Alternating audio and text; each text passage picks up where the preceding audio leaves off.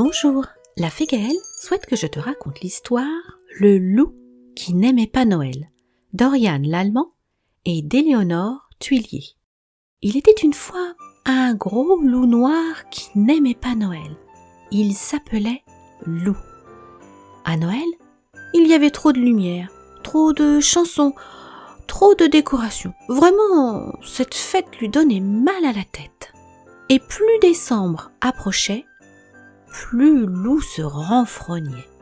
Ce matin-là, quand Loup se réveilla, tout était blanc dans la forêt. Enchanté, il s'habilla chaudement et sortit se promener. « Ouh, Loup !»« Salut les amis !»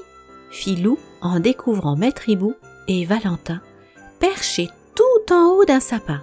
« Voulez-vous faire une bataille de boules de neige avec moi ?»« Désolé Loup, mais nous installons les guirlandes lumineuses pour Noël. Tu viens nous aider ?»« Certainement pas !»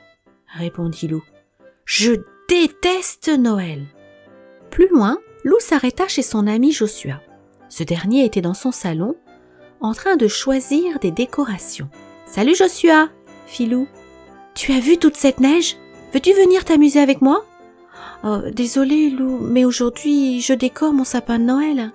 Tu veux m'aider ?»« Certainement pas !» répondit Loup agacé. « Je déteste Noël !» Et il continua son chemin. Loup arriva chez son ami Gros Louis. Une délicieuse odeur s'échappait de la cuisine. « Salut Gros Louis, tu viens faire un bonhomme de neige avec moi ?»« Oh, désolé Loup, mais je n'ai pas le temps. Je prépare des sablés de Noël à la cannelle. Tu veux les goûter ? » « Certainement pas !» répondit Loup. « Je déteste la cannelle. Et d'abord, je déteste Noël. » Un peu plus loin, Loup frappa chez son ami Alfred. « Salut Alfred, tu veux faire une bataille de boules de neige ?»« Désolé Loup, répondit Alfred. J'écris ma lettre au Père Noël. Il faut que je la poste aujourd'hui. Et toi, tu as déjà envoyé la tienne ?»« Certainement pas, répondit Loup. Je déteste Noël. » Et il ajouta en bougonnant. « De toute façon, le Père Noël ne m'apporte jamais rien. » À moi. Loup alla ensuite chez Louve. Elle, au moins, aurait du temps pour lui. Après tout, c'était sa Louve, sa chérie. « Bonjour Louve. Tu as vu comme la forêt est belle aujourd'hui ? As-tu envie de venir te promener avec moi ? » « Oh, j'aurais adoré, répondit Louve.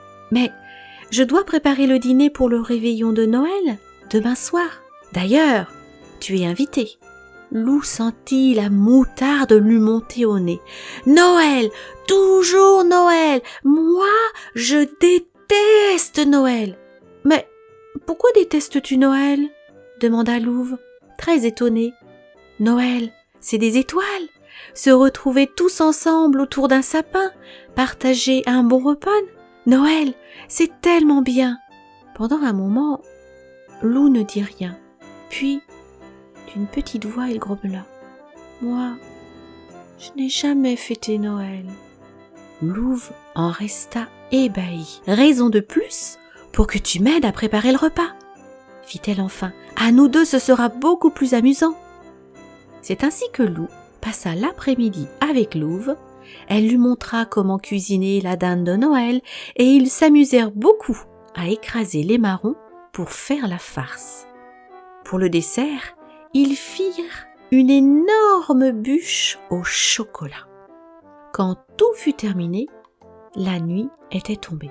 « J'ai passé un très bon après-midi, » fit Loup en se léchant les babines.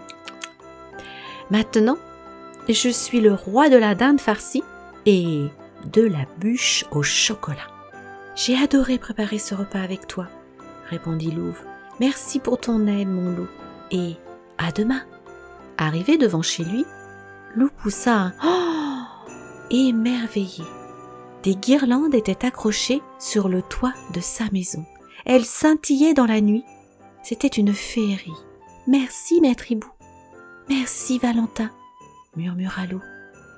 En souriant, il poussa la porte et, quelle surprise, au milieu de son salon, il y avait un magnifique sapin avec un petit mot de Joshua.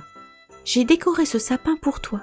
J'espère qu'il te plaira. » Sur la cheminée, des santons étaient posés et un petit mot de louve disait « J'ai choisi ces santons pour toi. » C'est demoiselle Yeti qui les a installés. Bisous de ta louve chérie.